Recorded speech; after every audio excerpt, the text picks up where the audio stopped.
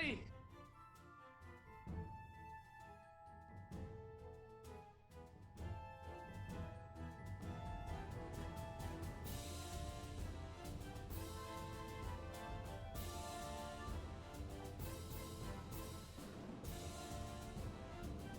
I'm gonna explore everything, all kinds of crazy places, myths, legends, the sources of things like Stonehenge and the Codex Regius and global warming and gaming and everything, serpents, dragons. What else? It's true. All of those things. We're so familiar with the stories that we tell now, but it's like, where did all these stories come from and what inspired the stories that inspire us? And so we're going all the way into these locations and finding out not just the superficial layer, but going into, vaults that have like, we're both really excited about the Codex Regius, because how many people have actually looked at it, let alone touched it, and read from it? So yeah, it's really remarkable. It's unique to have a project whose inspiration is inspiration. Yeah, exactly. So we touched it. We touched the pages. It must have been so wild. And like, where is that even kept? Is that like in a vault? Like actually in a vault. It had 3 locks on it. I was studying their locks and their mechanisms so that I can make my own adventure where like the puzzle is the lock to get the ancient tome. Yeah. There must be so much inspiration. We were talking just earlier about like traveling for inspiration, and I can imagine this is just the same, right? Like searching the inspiration but also getting more inspiration, like very overwhelming. The guy that's the keeper of the tome is a D&D player. He plays D&D. He was talking to us about, back in the 80s I played, I think he was a wizard, right? Yeah, he was all down. Back in the 80s as well, that's hardcore wizard, when you had to survive the first 6 levels to do anything, like. Right? Yeah. That video has to be seen. It's really amazing. We're looking at the pages and seeing the names that were inspired, that Tolkien was inspired by. I saw Gandalf and Snorri. All these words were in there, like dwarven names of dwarves, where he got all these names. It's great. It was, so I lasted how long? 10 minutes, 20 minutes before I started just bawling my eyes out. Oh, no way. There's this like air of ancient around it. It makes you humble. It makes you fall to your knees, and you're in another world. Even though you're in a very modern like library, we were in this institute. It's like, and it was amazing. But once you walk through those doors, you are transported into something else. The reverence that everyone else has there for these pages, you can feel it, and you calm. We calmed. It was hard. We had to go down a spiral staircase. Oh man. And so like this vault, like, is it in a library or like someone's house or mansion or something? Like, is it a private collection? Like, looks like some kind of government building from outside. Yeah. Really? Yeah. I mean, like, now, okay, so I'm English, so when you say government building, I think of Westminster. Is that the sort of like thing with like American government building that's sterile and looks like a fortress? Okay. Yeah, it is unassuming, but it's an institute. But it's protected by elves. Of course, who else? Like, who else could protect such a thing? I mean, and like, on top of that, like, well, I've got a video. We'll play a video in a minute about the pilot. But you started the pilot in Iceland? Why Iceland? Why did you start there? That's the beginning of everything, of all the tales. All the first fantastical tales came from there, from the Vikings, from the Icelandians. This is the origins of all these things we love. So why not go direct to the source for the first episode? When you say it like that, it seems obvious. Begin at the beginning. Honor sooner. That's what I walked around everywhere I was looking. It was like fantasy. I wanted to create stories. It's a very story-inspiring landscape. Everything seems like it's fresh and new from the earth. There's trolls and elves and all kinds of fantastical stories that people know. Tales. People are always regaling us with tales of like fantastical horses that will drag you under the waters and elves that live in rocks, and it was The nuts. Hildefolk. Yeah, the Hilderfolk, and we talked to a lady that talks to them, and a troll. I waved at a troll. Yeah. I can't actually comprehend. I mean, I've been places like Scotland and Norway, but She's an actual druid. We visited with an actual druid and walked through her forest. Yeah, it was like it's one of those places where you're gazing upon the landscape and it's so awesome. This is where like the word awe-inspiring and awesome came from. And it's quiet, it's vast, and if the mountain suddenly got up, shook off its wings and revealed that it was a dragon, not surprising. Yeah. We expect to see a unicorn at any moment. Yeah, in the air, it's like so pristine. Satine, those horses are amazing, right? Yeah, they're so small. Yeah, it's magical. They look fantastical, like from out of that movie Legend. Yeah, exactly. Oh, it sounds so amazing. Like I said, I've got a clip. Let's play the clip because we've got this. It's the one of you guys on the beach. I'm not sure if you guys will be able to see it, but everyone else will. Let's. Beach. I'll meet you there in the black sand with octagonal-shaped rocks, and there shall be a cave with all these strange patterns. Yeah, let's roll it, you guys. Beautiful day that it is in Iceland. I shall gaze upon your black, sandy shore and be humbled. The Icelandic legend is that two trolls came out and they dragged a ship. They tried to drag a ship, but just then the sun came out and they got turned to stone. And there they are. And there they still are, two trolls. That one actually looks like it's got a profile, doesn't it? Striking a pose? Yes. Maybe they came out of this cave right here, Yeah. I mean, it looks like a fortress. Yeah. Pretty epic. I would live there. Wow. Welcome back, everyone. That looks amazing. So, like, you're talking there about two trolls dragging ships onto the beach, like... They were trying to drag a ship down bring it into the rocky shores, but then, just then, the dawn light came out and turned them to stone. And there they sit forever, these, like, 60-foot tall trolls. And, like, that's so rich as well, that's not just like quest inspiration, that's lore inspiration, right? That's deep, like they believe that in Iceland. They actually stop road work if someone says, oh my god, things started to break, things started to happen, and they're like, it's the elves, they're angry, and then they bring in an elf whisperer to talk to them and smooth it over while they wait. They actually do that. It's nuts. It just sounds bizarre. It's not like a parade or anything. They're like, we love elves. It's more like, well, yeah, of course. They're real, of course. Yeah. Why would you question? I'm going to go about my day now. Yeah. I don't even know why we're talking about it. They're very casual. Hidden people. We might disturb them. Let's stop for a minute and think about this and see if we can get someone to talk to them.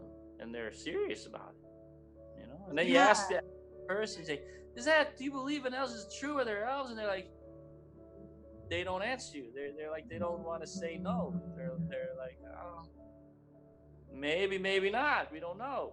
Yeah. It's like we believe in ghosts in America, don't we? People believe in ghosts. We're not willing to say ghosts don't exist usually. People have ghost stories. Everyone has ghost stories. Well, they have like elf stories. They all believe in elves. Sort of like that, I mean, they might not be real, but why risk it, right? That sort of... Why Don't want to anger them. Yeah. But they're usually friendly, from what I understand. They're right. When we were with the elf, They got a bad rap. she's like, suddenly she says, "Oh, it's coming out of the rock to say hi." So Yeah, we're not gonna spoiler the whole thing, but yeah, we do that. Oh, Like, spoilers! it's really Oh, yeah. amazing. Oh.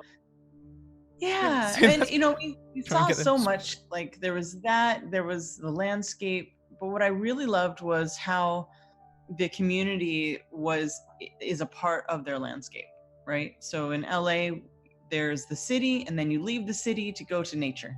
But there, it's all a part of itself. Like everybody understands and they love where they're from, and they want to protect their location. You know, they're very sensitive to when things happen and change their location. Like if somebody builds a factory, or you know, we talk about it in the glacier clip, where it's, you know, it's significant. This glacier is melting at a significant rate, and these are things that we don't see every day, so we don't think about them, but you see them with your eyes and you understand how important it is to fix whatever's wrong. Yeah.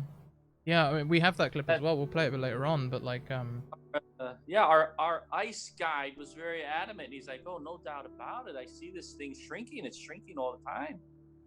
Yeah. Yeah. And I mean, so with this with this documentary and looking at these things, how do you, is that going to change the way you tell stories now? Is that going, you know, like the things you see, like, is it just going to be inspiration? We ran games in Iceland, and we made up some stories in Iceland, you know. And actually, I ran a game. Satine played in the game, and we played with Icelandiers, and it was a game about a black sandy beach. Yeah, it was really fun actually, and then you had your terrain there, so that was really cool. Yeah, it's very inspiring. So I know a lot of us, we are inspired by movies and comic books, and what I'm realizing is we're inspired by the filtered translation of these stories, filtered translation plus their interpretation. But by going back, going to these museums, learning about who wrote these stories and how long ago they were written, and then actually getting to experience these stories, it's almost like they're new again.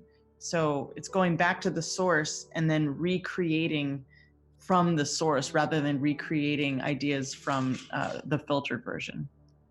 Yeah, it's just sounds really pure and wholesome, and I want to experience it, you know, which I guess this is what it's all about, right?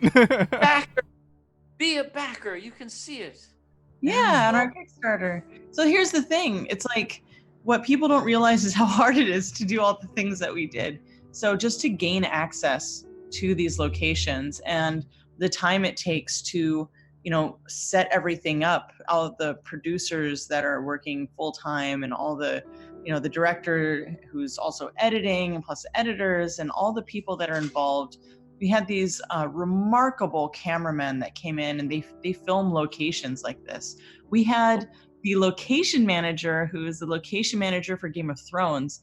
So some of the places we went to were places in Game of Thrones. High level stuff here, top notch. Yeah, you can't just go online and then get a tour and then film the tour. Like this is what we've done, what Josh has done, Josh and his team. And I say that because he's this like mastermind genius artist. They've crafted something remarkable, you know, and we trust them. Obviously, Josh did The Dwarvenaut, which was an incredible documentary. And this is a dream. This is just that was done on a lesser budget. This is even higher budget, better, you know, thing. Yeah. You know, we've already filmed it. Yeah, and I saw on the Kickstarter as well, right, that like it's a season for the price of an episode, and then you've got more things that go on after that, upwards and onwards, right?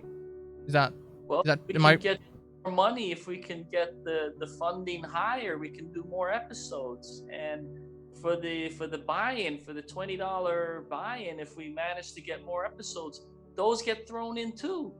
So it's for I think a good cause here, the cause of fantasy role playing, spreading the word of these wonderful games, and gaining inspiration. All the gamers that will visit all these fantastical places and get ideas for their games, and it's fun to watch. It's like a fantastic expedition to fantastical places, like those old shows, like In Search Of, or Well, for me, Joseph Campbell, the myth series. I have his myth and symbol stories on VHS here at my house. They're right over there.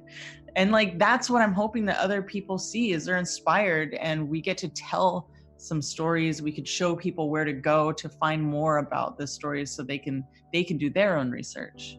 Yeah, and there's so much garbage on TV. There's so much horrible stuff, and just talk shows and crazy kind of, what do you call it, things like what do you call those things where people scream and yell and fight each other, and all these kinds of crazy things, and weird kind of shows. But this is a show that's a great show, an inspirational show, something of quality in an ocean of ugliness. We need optimism in this day and age, and this is a very optimistic show, a people show done by us people, not done by CEOs, or it's not a commercial type of project. It's a felt down to earth project. We want to talk to people down to earth and do a show that's a real high quality human show. And that's the thing. I feel inspired just talking to you guys about it, let alone watching it. But on top of that, I feel like it's a show that was made for someone like me, a D&D player, someone who likes to have inspiration and see these things. It feels amazing. Real people, real D&D, real geeks, not storytellers. Show that's they're pretending to be geeks. We're going to be filming actual geeks. Us. Yeah. We are. Well, that's the whole thing, right? Like, what is playing D&D done for people? I live in LA. Producers, camera people, directors, writers, we all play it. Actors, voice actors.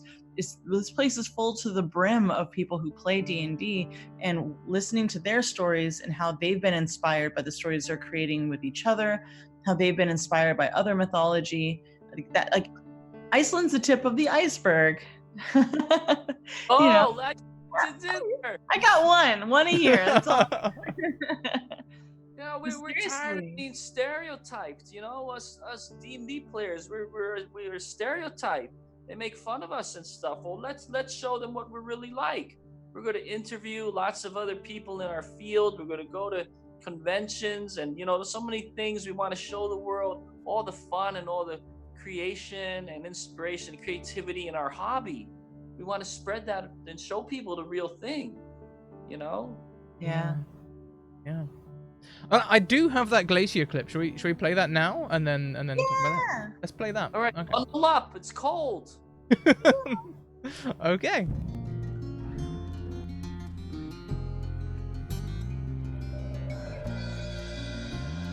So this glacier have retreated last 3 years. We're talking about 900 meters, almost 1 kilometer. Last year we lost 110 meters. So what we have here is absolute evidence that global warming is real. Oh yeah, indeed. We're seeing this. Oh yeah, indeed. Big changes here. Sometimes when I'm back to this glacier, I cannot recognize it anymore. Wow. I have a feeling there's going to be some ice adventures in the future. A lot of skill checks. Yeah. That just looks absolutely amazing. I mean, there's some serious points there about the icebergs melting, but it just looks phenomenal. Was it as you expected? Was it everything you thought it would be? It was cooler. I mean, look, you've got glaciers. Amazing. This was the first day. They picked great locations. I mean, these are mind-blowing locations. Everything was so beautiful. Yeah, what you see there with all the black on the glaciers, that is ash from the volcano 100 years ago. 100-year-old. Whoa. Yeah. And so is it still ash, or is it hardened Yeah. into something else? It's not like 100 It's years just, ago. yeah, it's just melting. So it's just ash. But, you know, Makes everything, not bad it for looks you. like marble, like some kind of fancy glacial marble. Yeah. Nice. And it was really cool because you've got this big chunk of ice that you're walking on. You could see we're wearing these like clawed shoes, and we had to like stomp our way up. But as you're walking, you're looking at the edges and the sides of this, and you're like, what is that blue? Why is it so blue in there? And so, I mean, I think we caught it on camera. I don't know if it's going to be put in, but we talk about just, you know, being observant in your environment and asking the questions of, why is it blue? Oh, it's because it lacks oxygen, and which is why the sky is blue. It's because the atmosphere and all this stuff. It's like super fascinating. And then every single thing somebody says goes into a game, goes into a story. Everything we see goes into a story. Yeah. And will you be like, think you'll be creating any like official content or anything like this from this show? Like, can I wiggle that out of you? Is that something you're allowed to talk about? Yeah, I think we can, right? Or it's it either is going to be a reward or it is a reward. I would love there, you know, there's going to be like a official website, and you know, we can show more clips, you know, show extra stuff. You know, and all the backers that back, they're going to be able to see more than just the episode. We're going to show bloopers and all this extra stuff, and maybe provide some information so they would learn more about the places we've seen, so you could do more research and find out more, because everything is so super interesting. We want to know more. I'm turning the adventure. So Stefan and I both did our own games for the Kickstarter launch, and so I'm turning mine into a module that people can play. So you could play on the glacier. That sounds awesome. Module, yes. And we're coming out with characters, miniatures of me and Satine that Drew is working on, miniatures, and then I'm actually going to draw the northern part of my world, Mithras, which is an icy northern cold region. I now have the inspiration to draw that map. So I'm going to draw that map. We're going to make our miniatures wearing, you know, furs and crampons and like ice picks and stuff, so we could, like, you know, you could use the actual miniatures in the northern reaches of Mithras, and I'm drawing a dungeon, a one night adventure dungeon, and it's all tied together. Is it convenient? At the moment, the background on the stream is a picture of you guys on the glacier, and I can see Stefan, you're holding like a pickaxe or something like that, for climbing, I guess. You have to. Before that serpent comes out and attacks. Yeah. I mean, were you worried about that? Was that a serious concern? Like, especially with like all the Icelanders talking about elves and stuff, you know, and all that. Were you worried that maybe like some sort of Tolkien, maybe the polar bear? Yeah. Oh well, yeah. I kept saying polar bear. Polar knows what? Yeah, I was worried. Oh, I'm always more worried about microbes. That's my fear. Small things you can't see. Wolves, you know, there's animals, you know, and you never know. That's just giving me a terrifying monster idea. Gelatinous cube microbe. Yeah. Oh. And then they come together like ants, and then they're like. You know. Freeze. Yeah, it's like a whole thing. Yeah. So, where else do you want to go? You've done Iceland, okay, and I've looked on the Kickstarter. I know there's another couple of destinations on there. Where do you want to take this? Where do you want to go? Like, which countries are we? New Zealand. New Zealand. Oh, land of the hobbits and Lord of the Rings. Yeah. Japan. Yeah. Let's see. This isn't on our list, but I just heard about it. Yeah, we want to go to Peru. But Malta apparently has stuff from like 1000, 2000 BC. Really? Yeah. I want to go all the way back. Yeah. And I suppose it'd be the same as like the glacier, right? Like where you had this Mithras, this place where you wanted to, but you didn't have the inspiration. Like, I'm guilty as well. You know, when you go, oh yeah, it's just ice up there, just ice. You know, and you just draw it white on the map or whatever. But like, I suppose it's the same for like deserts and forests and all the rest of it, right? Until you've experienced it. Oh yeah, like the food in Iceland. Oh my god. So like you've got this idea that there is a northern area that's really cold. Well, what are the people like? What is the culture like?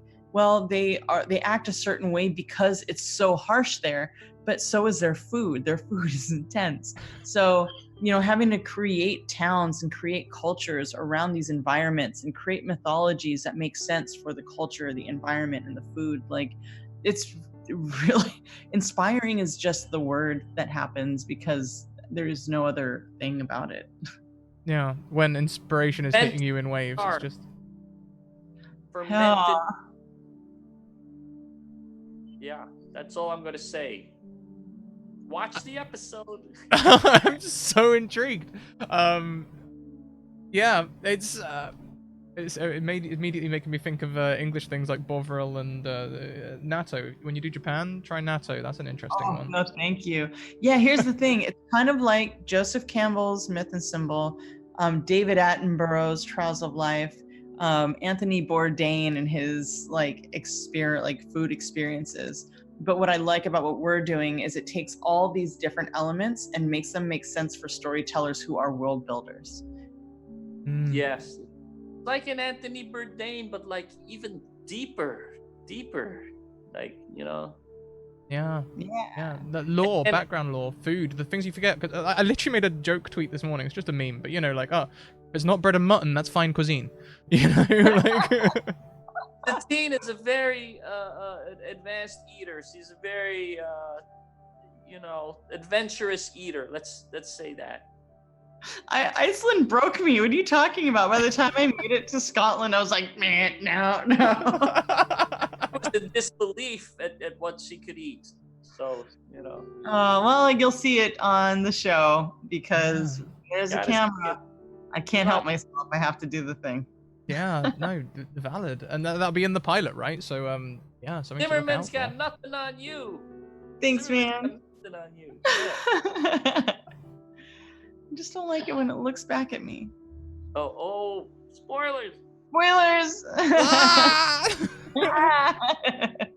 Okay, so let's talk about the goals. Let's talk about the Kickstarter goals. So our initial goal is $100,000, right? Yeah, and that's for one episode. One episode. Okay. Finish the episode off because we've already filmed it. It's just getting all the editing and everything covered, right? Yeah. And then you have more tiers after that, going upwards. I saw some of the places you mentioned on there, right?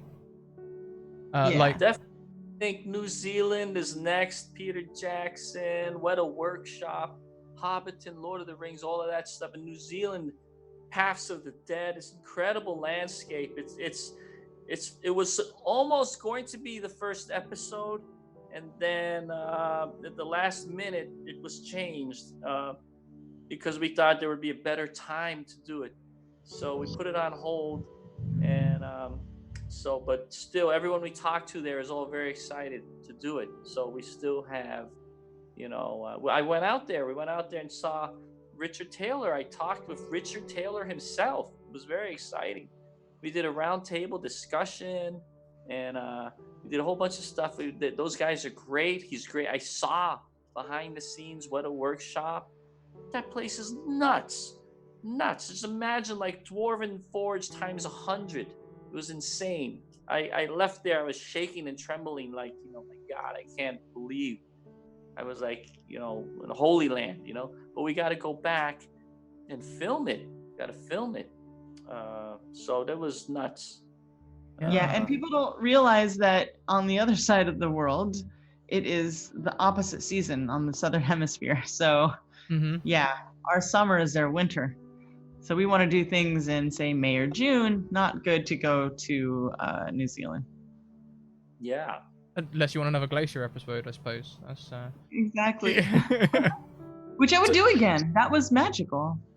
Of course. Yeah. It was nuts. And jet lag. And in Iceland, it was never going dark. It was like light all the time. Oh It yeah. went dark for only a couple hours, you know, around 2 in the morning or 3 in the morning or something. I suppose that's Yeah. another thing you've got to consider as well, right? Because if you went at the wrong time of year or something, it could be the opposite, just dark all the time, right? Dark, Yes, yeah, exactly. dark, yeah. Oh, Just the research into these places. It took them what, 2 months to research and connect with people and plan. A lot of planning involved. Yep. The show, we've been Yeah. planning the show for years, you know. Yeah. we touched on it earlier, but let's revisit it again. So this is independent, right? So there's no the whole cause of this is we don't want people to tell you how it should be done. We want to do it, you know, essentially Dungeon Masters for D&D players, right? That's I mean, Yeah. reading between the lines. That's the dream. That's the dream, you know. Yeah. Yeah, mostly it's a lot of places have agendas, and they because, like, you know, we've never done this before, you know, it's hard to trust, you know, oh, these people know what they're doing, but obviously, as you can see, we know exactly what we're doing. Having to prove ourselves to people, that sucks, you know. Mhm. And also getting permission from people who don't understand, having to explain yourself to people who aren't storytellers. That's not what we want to do. We want to be able to keep it pure. Well, Yeah. you know, very early on, in many years ago, with Josh Bishop, the director of the Dwarvenaut, you know, we initially had an idea to do a show, you know, and it never panned out because everyone we went to, all the TV people, executives, and CEOs, and they're all like, they kept rejecting the idea because they're like, you know, oh, it's too niche. It's too niche. No one cares about Dungeons and Dragons. Whoa, what's that nerdy thing? Dungeons and Dragons? Well, no, we can't do a show about that. And I'm thinking to myself, well, look at all the shows you guys do. You do shows about garbage, and who knows what kinds of things you do. You know, you think a show about D&D is too niche, you know? And so we finally, after years of struggling and being turned down and this, we're like, you know, why don't we just go to the fans? Let's go to the people, to our people, and see if we can self-fund this show. And I'm sure if it gets funded, if it gets out there, the whole world will see just what a fantastic and incredible you know, show this is. What a great hobby, what a great, you know, who wouldn't want to see a show like this? And we hope that other people want us to go to their countries and share. You know, I just did the Euro tour as kind of like a sneak peek into like these other countries. And, you know, just being able to say, I see you, I see your country, I hear your mythology, I'm walking around your world, and it's fascinating, and I want to share that with the rest of the world. I've never experienced this kind of cultural pride before, and it's beautiful. And I hope that people want to get excited and rally behind their countries so that we can come to.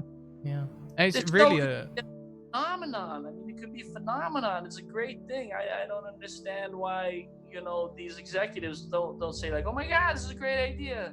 Let's pick it up. It's quite a recent thing though as well, isn't it? Really, the walls have been broken down because like I remember like 5 years ago even, you know, people would keep it on the down low that they play D&D for exactly that reason, because there was this stigma about it, you know, that it's all just like, you know, I don't know, unhealthy teenagers in a basement somewhere or something. But it's not that. That's not the case. It's not the reality, you know. Now, Joe Manganiello and Colbert and Matt Mercer and all these people and all of these, you know, people that Matt and Joe, you know, they said they would be on the show. You know, they told me, they said, hey, you know, I hope we can make this happen, and you know, and maybe we can be on an episode. So you know, hopefully we'll get this done. Yeah. We're gonna show our celebrities, our celebrities, people in our field. People want to see them too, and we want to go to also not just fantastical destinations, but also come back to our country. Like even in this show, we show a little bit of America first. We did some at Gary Gygax's house. You know, Gary Con, and you know, I don't. Is that spoiler? Am I spoiling? You know, we also want to, besides going to fantastical places, also talk about and visit our own community, and that's the idea behind this. Yeah, playing a game in Iceland with the community was so cool because we all understood each other. Like, we get it. We play D&D. It's all. Well, it's they pretty. spoke English. Yeah. That helped too. And I guess it also makes the whole thing feel more valid as well, right? Because like we're all storytellers and we all have this folklore and people enjoy telling stories. That's why people enjoy pubs. You know, like, it's just structuring it and making it better, right? Yeah. They were really enjoying it until everyone started dying. I don't know. Everyone really liked that, actually. I don't They liked know. Things turned really bad during the game. It was a horror show. Yeah, but we loved it. No spoilers. Yeah, so for the financial goals of this, it might seem like a big ask, but if you can imagine, we have a team of what, 2, 4, 6, 8, about 10 people, and all the flights and the rentals of all the equipment, all the hotel rooms, organizing, access into places. Then there's that's just that, and then paying the crew to be there to film for, take what, 2-3 weeks, a month out of their life. I mean, I was there in Iceland for 5 days, but everyone else had been filming for 2 weeks. So, it's very intensive. I've never been on something so big and beautiful before. So now I'm getting a sneak peek on what it takes and what it looks like. So a lot of it's planning, but it's worth it, It must be amazing to give something like back as well, right? Because like so many people are always saying about how much the D&D community like does for them, about like the amount of people who are always saying how it's like changed their lives and things like that because of the community being the way it is. It's one of the best communities in the world, I think. In fact, I assert it is the best community in the world. It is the best community in the world. Phenomenal. It's Stefan and I could travel around by ourselves and go on these adventures by ourselves, and it will be fun, and we could hit every single country, but we wouldn't be able to share with you guys. And that's the big thing. Every time we go somewhere, we run games for people, we make stories for people, we're always including other people into our world, and we I like meeting people. Yeah, we're people. People are the best people. Yeah. And meeting the real people, hanging out with them, having a drink with them, playing games. Travel is a wonderful thing. Meeting these people, it makes you grow inside, Yeah, plus recording this, like there's one thing when you go to a location, you take a private tour of something and you absorb, but we have camera people with us. So we're able to ask questions and then revisit them through video and then share that knowledge with other people. In my GM tips that I did for Geek and Sundry, it wasn't about me giving my, 2 cents. It was me sitting down with someone else saying, look at what we're sharing with you, but look at what we're learning from each other. And then, even in those little moments, we would always blossom ideas, and I would go home and I would be a better person because of these people I'm interacting with. And my brain is just constantly imagining and absorbing. And so it's like this beautiful circle of life of storytelling that I'm hoping that this shares with other people. And then, it doesn't stop with just the video. We want to have a conversation with everybody. We want to say, what did you think?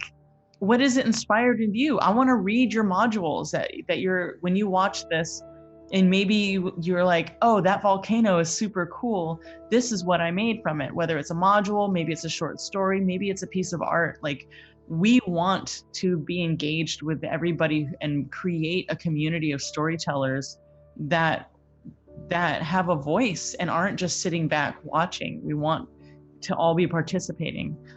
Yes, I resonate with that so much. That segues really nicely as well, actually, into like talking a little bit about like the rewards and incentives. We're talking about creating modules and artwork and stuff like that. So, what can the viewers get? What's the loot? I'm interested myself. What can we get here? There's a cool pin that Satine is designing. I think I can I spoiler the my iPad died. Can I spoiler the pin? Yeah. Spoiler. All right. I'll have to spoiler it in a moment because my iPad just died, but yeah, well. Plug it in. Yeah. It's a cool thing, a concept. I think of us riding an airplane. I don't know. Well, it's not adventures. It's real. Yeah. But also we've got Stefan is designing some. I don't know what we're allowed to say. Let's look at the Kickstarter page. Yeah, I'm doing exactly the same thing. I can see the pin on there, so I think that's okay. Yeah. We're the kind of people that say too much. Yes. I'm drawing maps. I'm drawing adventures. Oh, I can see. This thing, I'm going back to my drawing room. I'm going to draw. And chat, if you're looking along, the bot has just posted the Kickstarter link, so you can look with us here. I've just scrolled down to just below the pin, and I can see some of the terrain that's been sculpted there. Well, there's some examples of terrain I've sculpted in the past, just to show what kind of things you might expect and see what kind of sculpting I usually do. I think I'm showing a piece I did for the Cavernous Rivers way long ago, and that's the putty right there. It's not before the painting and the casting. And there's maybe a wall of a cavernous stalactite wall.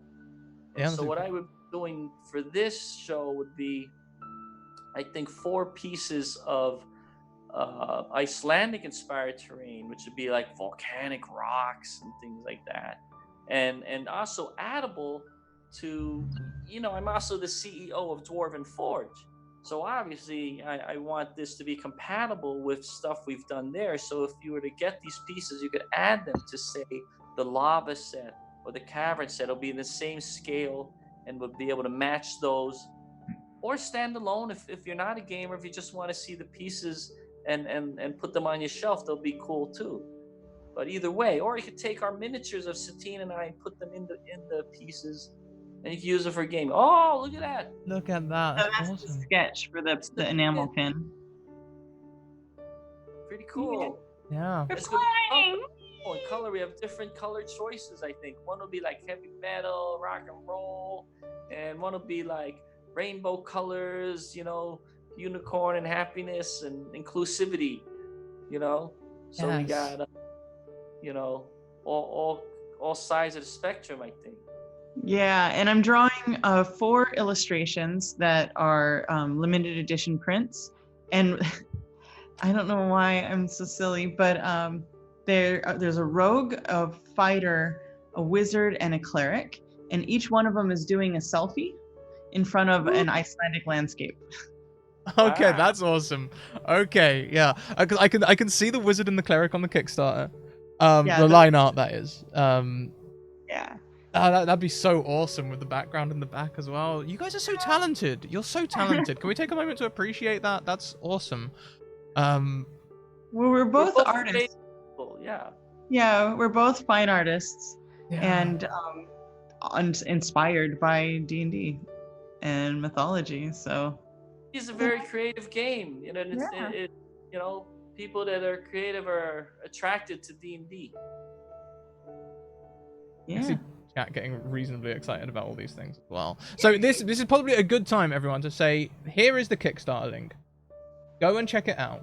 You can see all the things we're talking about if you're not looking already. So much exciting stuff. You can come and game with us. You can pick a reward. You can come and game with us for hours and hours. Yeah, my table already started, and maybe I'll make my apple pie. I'd make a very special apple pie. Maybe I'll make it for the table. I know it sounds really weird, but I'm very proud of this apple pie. That sounds like an extra tier reward in itself. Like, there's like, playing at the table and then getting Satine's apple pie. Yeah.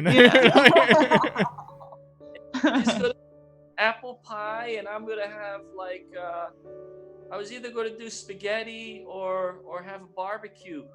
Maybe both. I don't know, but are you doing it at your house? In the Chateau Pokorny, yes, my beautiful new German castle-inspired house that I bought here in Seattle. It's insane. It's so intense. It's huge. It's like an estate. I don't know if it's the same for you guys, but before I found online, the way to get people to actually come back and play D&D because of the taboo and everything was to offer them food.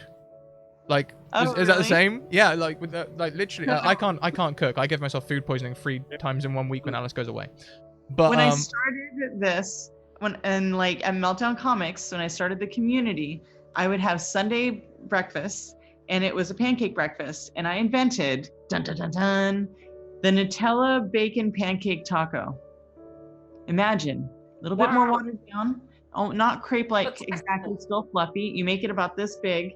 You put Nutella, you put a bacon, you fold it, you got a taco. That's worth it just there, just to try that. We're now making up extra tier rewards as we go. Life change. So a lot of the stuff is about promoting the show. Like there's all this stuff that you can get, which is cool, and we're both happy to be creating. Like, let me tell you, I only drew a couple times last year, and I'm really happy to start drawing again. But really, we want to make the show, and we really we need whatever we need funding, and I personally don't like to ask for funding for things because I'm always trying to provide a space that makes things accessible to other people. But this is the time. Like, there's nobody else is going to pay us to do this type of show. It is complicated. Doing it, so intellectual. I'm sorry, it's intellectual, and it is an adventure other people don't understand unless you're a game master. So please, and I mean, mood with not wanting people to like. Spread the word. Yeah, like it's total mood not wanting to ask for funding. Total mood. I relate to that a lot. But like, I really don't think you guys are asking. When you think about all the things you're getting and the amount of people involved and all of the research and efforts that's going in, I don't think it's unreasonable at all. That's in what fact, it costs. more than reasonable. Something of high quality budget thing, not some low budget bad thing. This is a high budget good thing. Yeah, because I've been doing punk rock guerrilla style stuff my whole life, and this is like unbelievable. When we saw the footage, the camera guys are amazing. The director's amazing. Our producer's amazing. And when we see it, you can tell the love and the quality. It's so. I want to go again. Awesome. I mean, so I'm really excited for this. I'm really excited for the thing. I'm not a person who watches a lot of telly, but this is something that I actually want to get and watch. Like. You're a backer then. Are you a backer? I may be. I may be.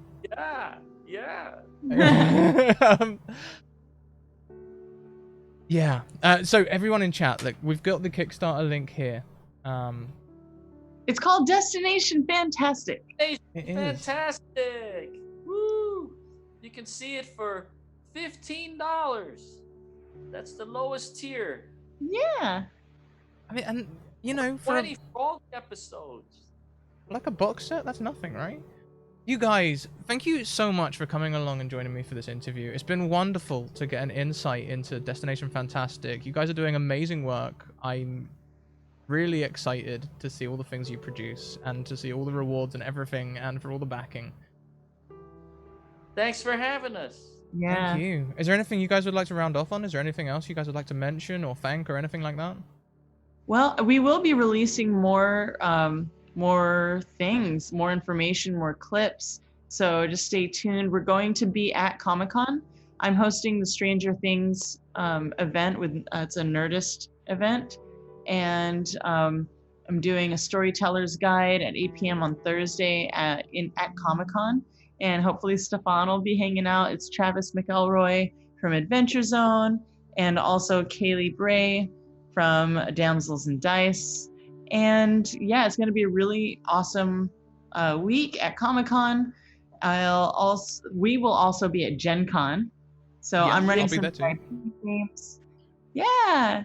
I'm running some VIP games, and the funds that I raise from that, I'm going to put some of them back into, after paying for food, I'm putting some of them back into Destination Fantastic. So when I release it, please come and play at my table so that we can keep it going. Yeah. Woo. Yeah, I'm going to be tagging along with Satine, going to all those parties and all these events. That she has a really busy schedule, She's in high demand. And I'm going to tag along, and And then I'm going to be, at Gen Con. My Dwarven Forge has a booth there as usual. We have great contests going on there. And we're going to have a thing about Destination Fantastic at the booth. And we're nominated for an Emmy this year. So Dwarven Forge won an award, but we've been nominated for Dungeon of Doom. Please vote for us. And so lots of exciting things happening. You know, the world doesn't stop. I'm really excited. I'm really excited to see it all. I've got one more clip we could play on an outro. It's the Vikings one. Where Well, they hurt me. I can't wait to watch the episode. They weren't playing around. No. Okay, we'll end on that then. Thank you so much for joining us, you guys. Everyone in chat, keep on evoking emotions, and we'll catch you all later on. Bye. Thank you. Thanks for tuning in. This has been great. Love the show. Vikings?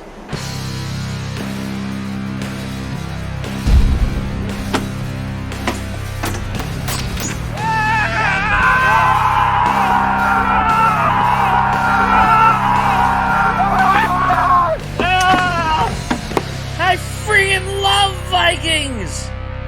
I see Valkyries.